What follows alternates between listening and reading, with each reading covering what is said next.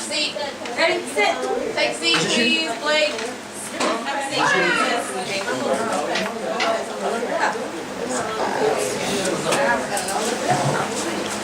Hey. Hey, sit. Sean, Mr. Turner. Vaughn.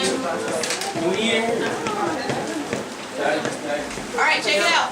So, what's happening right now is your journal. Please don't write it in your notebooks. Are y'all listening? Yes. Thank you. Please don't write journal 27 in your notebooks. I'm going to give you loose leaf paper, and you're going to write it on this loose leaf paper because I'm taking it up. Okay? Are you serious? Yeah, I'm for real. Listen. Right quick. Stop talking.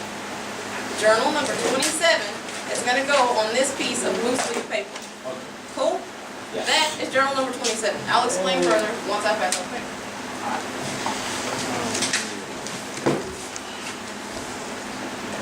Take one, pass down.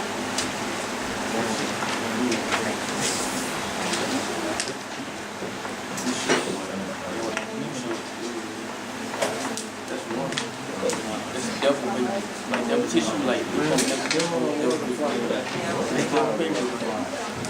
tell me double paper. You know, like double stock. No, I don't think. You want me to sing to you? You are Who still needs paper? Because Lorenzi didn't take one, pass it down. You know what? Alright, so here we go. Journal number 27. In 1 or 2, you're not listening. You're going to ask me again. Please stop talking. In 1 or 2 full paragraphs, explain how the good of the conch, Lord of the Flies, yes, we just finished this, how the good of the conch represents it, or the bad of the face paint represented. I thought we was dumb. I know, it's the last thing you gotta do. How either one of those can relate to society today, right? So in other words, what message can we apply to society today about one of those symbols? So first, you obviously have to tell me or know what those things symbolize, whether they are good or evil, and then tell me what kind of connection, what kind of message you can send about those things to society. Yes? For instance, what does the conch represent? Huh? Power.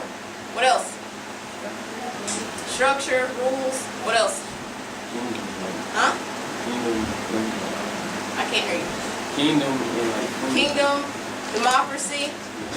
What would the face paint represent?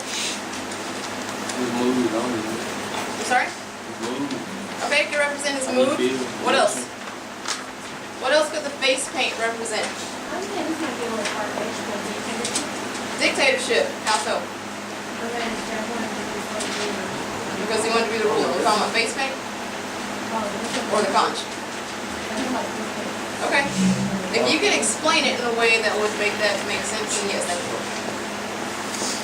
And we're tying what they symbolize back to something that has to do with society, right? So how would we talk about the conch and how it represents democracy, social order, with how that could be used in society today? How could you use that today in the real world? Sir? Conch kind of has its own meaning. Okay. At first it represents order, but later on it also represents what's in the chaos. Okay, so then you can choose one. Do you want it to represent good or do you want it to represent evil? And then just tell me how that symbolism can relate to something in society today. Okay? Anybody else have questions? You good? I'll give you a good 5 minutes to work on this so y'all can start on your poetry stuff. Does everybody understand what it is you're writing about? No, I still don't understand. Okay, so let's say you want to talk about face paint, right? Because we didn't really talk about that one a whole lot. So with the face paint, half of his face was what color? Like red. Red, yes. Red. The other half of his face was what color? White. White. What did the red represent? Evil, right? The white represented what? Innocence. So what does that represent? The fact that he's got two different things going on in his face. War, conflict, exactly. He's conflicted, right? He doesn't know if he wants to be fully evil, doesn't want to know if he wants to be completely innocent anymore, right? Okay, so then that leads to, later in the book, When his whole tribe now has face paint on, they represent what? Starts with an S.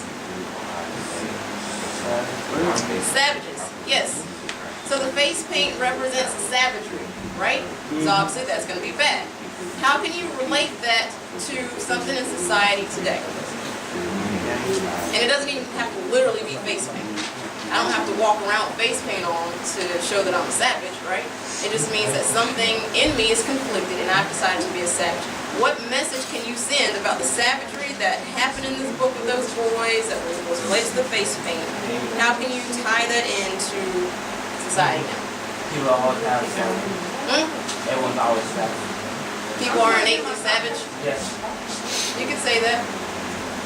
But how did the face paint work through those boys to make them savage? That is a good question, right? Alright, so in relation to this face paint thing, if we're not talking about literal face paint, what else can what else could be representative of face paint in society? What can face paint be? Blood. Why not I do the first one? Blood. Well, what Ms. Phillips was saying, skin color. It's kind of like face paint, right?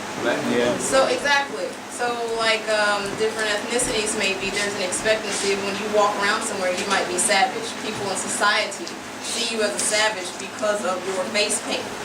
Right? Does that make sense? Yes, no, maybe so? Thank you. There's also an expectancy if you take it beyond the color of your skin, and there is an expectancy for maybe the way certain people act, people in certain roles, right? Like Ms. Phillips gave the example of the postal worker on Monday who killed those 3 people. He went postal, right? So there's an expectancy for people in postal positions to maybe lose it from time to time, yes? Is everybody clear? Y'all good? There's a lot of chatter. Y'all good? Come on. Come on. Are you good? Okay. No, Alrighty. I was just saying like you work with my mom. Oh, really? That's interesting. And when My the ladies he cousin knew him killed, too. It's weird. one of the ladies he killed also worked in that building. Oh, that's hard. I'm sorry. There's an awful situation. Does anybody want to share what they've written? Okay. Anybody want to share? Dan Aguilar? I'm gonna be scared. I want to hear yours. Your stuff's on. No, I want to hear it. You need speaking points. All right, Dan's going to read. Okay.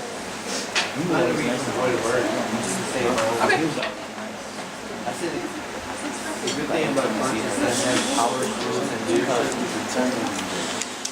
It symbolizes the laws and order in here. Oh yeah, you could be there. Like anarchy happens. Like, you might as well make a small group and have rules in order to stay safe. Yes, I like that. Absolutely. That's correct. Anybody else?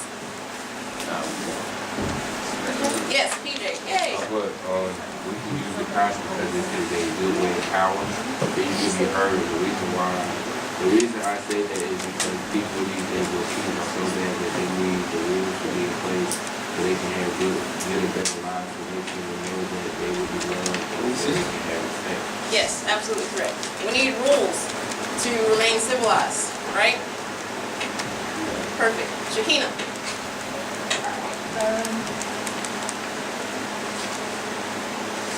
Alright, so I said the bad in a person from the basically representing society because, well, in the book, the kids try to use their innocence without experience without adults, and with the stuff that he's going through, and when they have to lose themselves, so with the black saying they have a choice, and the red choosing another option because lose all their innocence, it relates to today because now it's like with kids having babies early and parents like they're not, I don't know, they're just not doing what they should as parents. The kids today, they're kind of getting out of hand. So like, it goes either way with females that have been treated at young age and having to do this contact and do stuff that they don't, necessarily know how to do, or, dealing with situations, whether they need to give up being a teen to being a mom, and then with, dudes, when their parents are around, or let's say one of the young ladies had a baby when she was young, if you don't get do some things, sometimes they go in games for certain reasons, and then they be on streets and he end up dead and doing that. Since it's it's not just between one family, it's multiple communities. Now it's like everybody's killing each other. So now it's going to the church. Alright, that's good. Another thing I maybe tie into that is like face paint as far as makeup. And females put on this face paint to have this different persona. Yeah, so lost innocence like what you were just talking about. Yeah, that's good. Anybody on this side? Gina? You wanna read yours? I chose and I did like the good thing about the conch is how the conch represents authority and rules. And as a society, we need rules to be civilized. So that's how it kind of portrays, because the conch is like our rules. And we need it, because then we're going to be civilized. Nice. Very good. Thank you guys very much. And y'all did very well. I appreciate it. Anybody else have any questions?